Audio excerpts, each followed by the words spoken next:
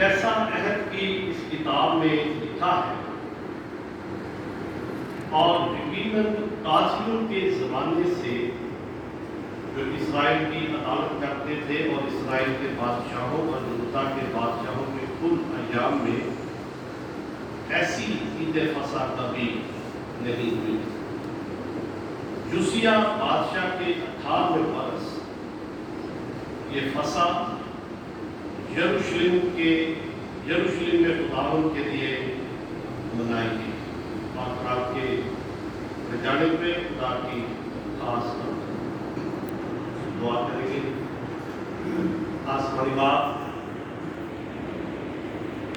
نہایت کی دل کی گہرائیوں سے تیرا شکر، تیری تعریف کرتے ہیں۔ تیرے زندہ پاک مقدس کلام کے لیے، جو معجزات کے لیے روشنی اور قدموں کے لیے چراغ ہے، اور خداوند ہم اس کلام کی روشنی میں اپنے آپ کو پرکھتے اور اپنے آپ کو جانچتے ہیں۔ تیرا کلام ہمیں سکھاتا ہے، سمجھاتا ہے، تاکہ ہم اس پر عمل کرتے ہوئے اپنے آپ کو، اپنی زندگیوں کو بچانے والے ٹھہرے۔ ہم اس وقت پاک کلام کے سارے حصہ جو سیکھنے اور سکھانے کا ہے ہمارے ساتھ ہو۔ تیرا خادم تیری حضوری میں ہے، میری تمام تر کمزوریوں کا چارہ کر اور اپنے روح القدس کے وسیلہ سے پاک کلام کو بیان کرنے میں مدد رہنمائی کر۔ تیرے ہی بیٹے اپنے خداوند یسوع مسیح کے نام سے یہ سب مانگتے ہیں، آمین۔ خدا کے زندہ پاک مقدس کلام میں سے سلاطین کی دوسری کتاب کے 23ویں باب کی چند آیات آپ کی خدمت میں پڑھی گئی۔ ان آیات کے اندر جوسیہ بادشاہ کے بارے میں ہم پڑھتے ہیں، اور 21ویں آیت میں جوسیہ بادشاہ جو ہے وہ سب لوگوں کو حکم دیتا ہے کہ خداوند اپنے خدا کے لیے فصح مناؤ۔ جوسیہ بادشاہ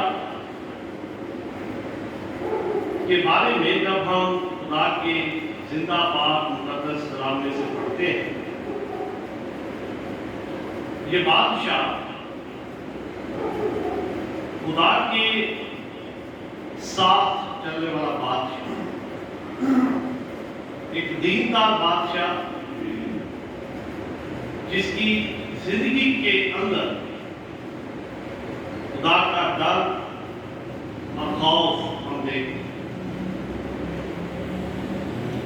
لیکن جب ہم اس کے بعد کے بارے میں خدا کے زندہ پاک مقدس کلام میں سے پڑھتے ہیں، تو اس کا باپ جو تھا، جس کا نام ہامون بادشاہ تھا، اس کی نسبت وہ زیادہ شریر بادشاہ۔ سلاطین کی دوسری کتاب کے پچھلے ابواب کا جب آپ مطالعہ کریں گے تو بہت سارے ایسے کام اس کے باپ نے کیے اور اس کے پیچھے جو بادشاہ تھے انہوں نے کیے، وہ خدا کی نظر میں درست نہیں۔ لیکن جب اس کا باپ مر گیا اور یہ اپنے باپ کی جگہ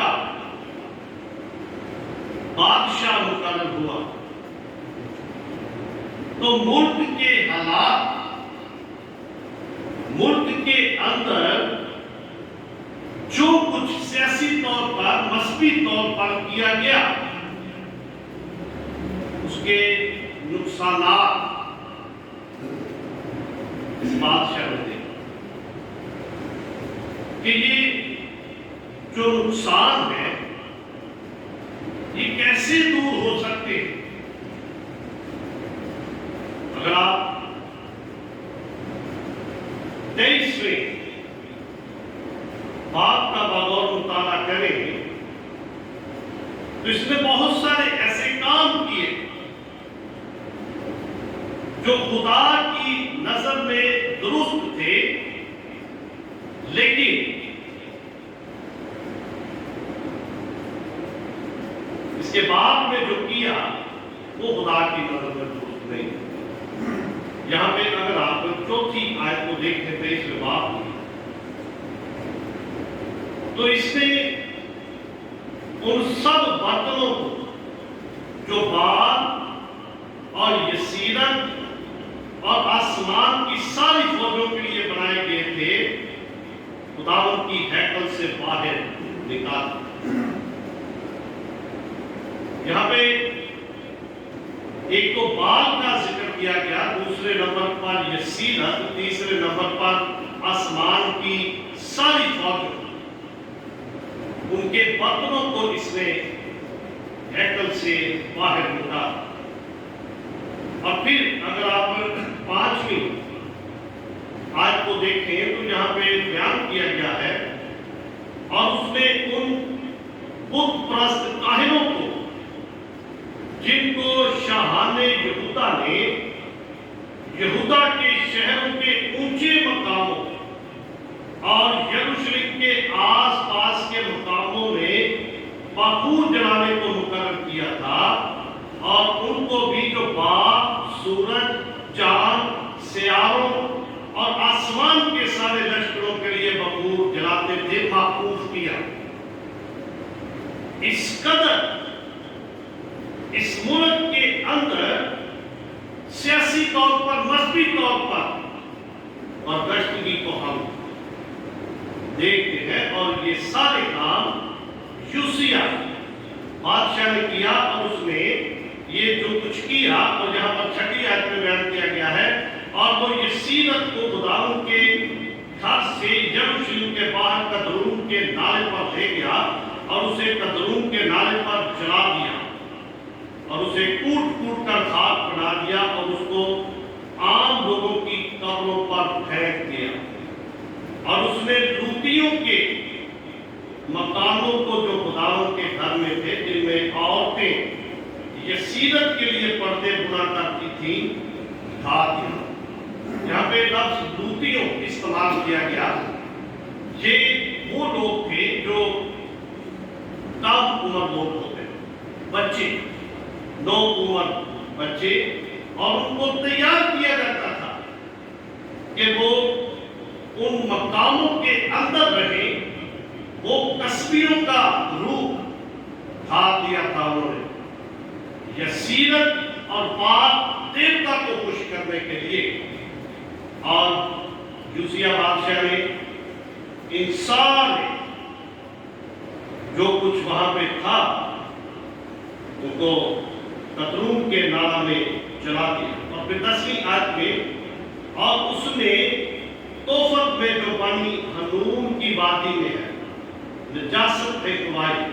تاکہ کوئی شخص مولد کے لیے اپنے بیٹے یا بیٹیوں کو آگ میں نہ جلوا سکے۔ اور اس نے ان گھوڑوں کو دور کر دیا جن کو یہودا کے بادشاہوں نے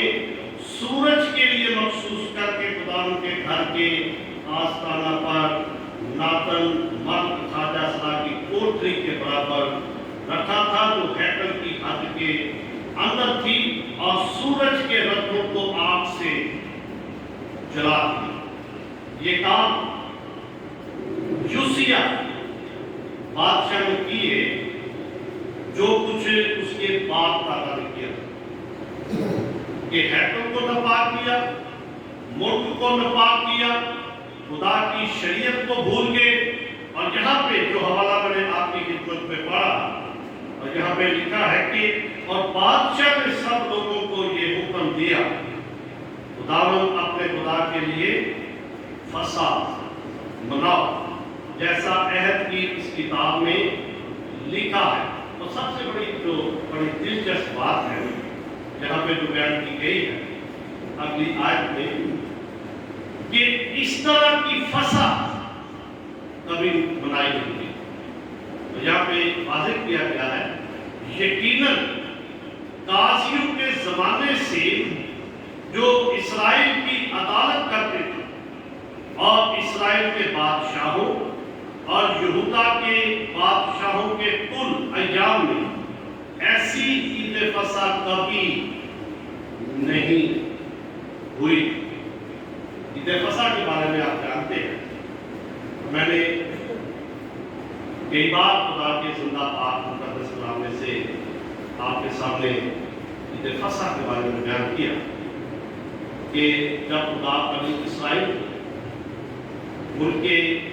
مصر سے نکال کے لایا، نکالنے سے پہلے اس رات کو خدا نے ان کو کہا کہ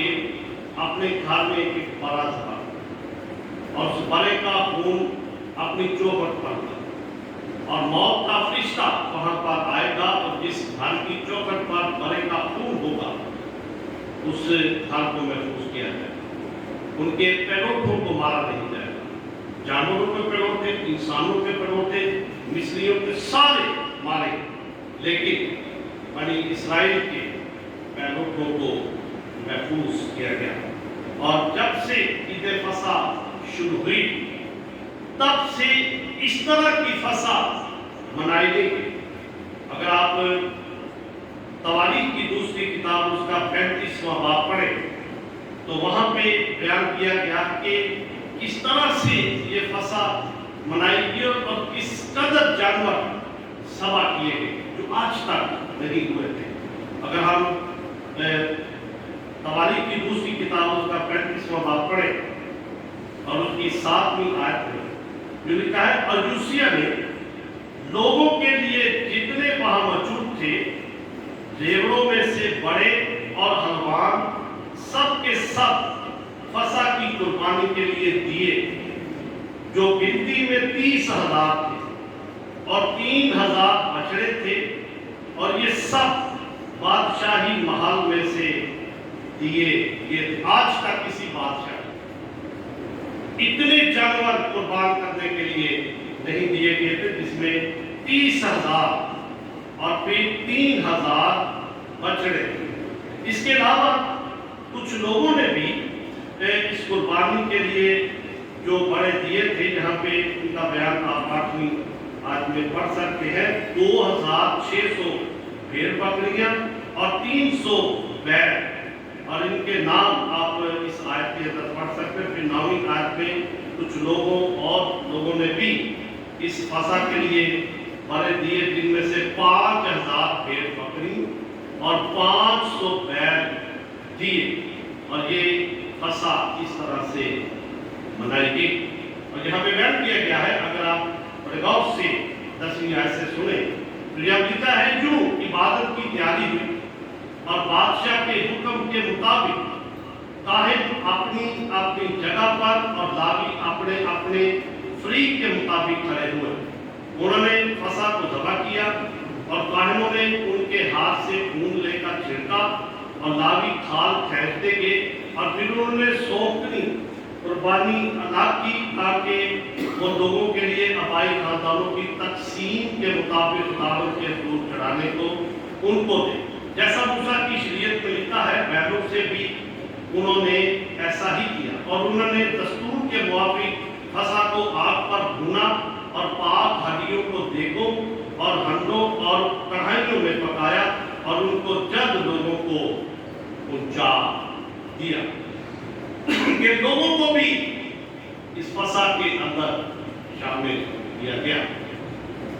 اتنے بڑے اتنی قربانیاں ان کو کرنی پڑتی تھی، لیکن جب ہم نئے عہد نامہ میں آتے ہیں اور خداوند یسوع مسیح کی قربانی کو دیکھتے ہیں تو جتنے بڑے ان لوگوں کو قربان کرنے پڑتے تھے، لیکن آج ہم اتنے بڑے قربان نہیں کرتے، اس لیے کہ ہمارا بڑا خدا یسوع مسیح، جس کے بارے میں پالوس رسول ترتس کی کلیسیا کو خط لکھتے ہوئے پہلے خط میں اس کے 5ویں باب میں، ہمارا بھی فصح قربان ہوا، پس آؤ ہم عید کریں۔ ہمیں بیل بکرے ذبح کرنے کی ضرورت ہے، کیونکہ خداوند یسوع مسیح نے اپنے آپ کو قربان کیا۔ اتنے بڑے ان کو ذبح کرنے پڑتے تھے، قربانی دینی پڑتی تھی، لیکن ہم خوش قسمت لوگ کہ خداوند یسوع مسیح نے اپنا خون ہمارے لیے بہا۔ عبرانیوں کا مصنف جب ہم عبرانیوں کا خط پڑھتے ہیں، خاص طور پر 9واں باب، اس کے اندر عبرانیوں کا مصنف کہتا ہے کہ اس کو بار بار قربان ہونے کی ضرورت نہیں۔ عید فصح کے موقع پر ہر سال بنی اسرائیل کو بکرے بچڑے قربان کرتے، لیکن ہم جب عید قیامت المسیح آتی ہے، پھر بار بار قربانی دینے کی ضرورت نہیں، کیونکہ مسیح ایک بار قربان ہوا، اس نے ایک بار اپنا لہو بہایا، اور اس نے پکڑائے جانے سے پہلے اپنے شاگردوں سے کہا، لو یہ میرا بدن ہے جو تمہارے لیے توڑا جاتا ہے، یہ میرا وہ عہد کا خون ہے جو تمہارے گناہوں کے واسطے بہایا جاتا ہے۔ اگرچہ ہمیں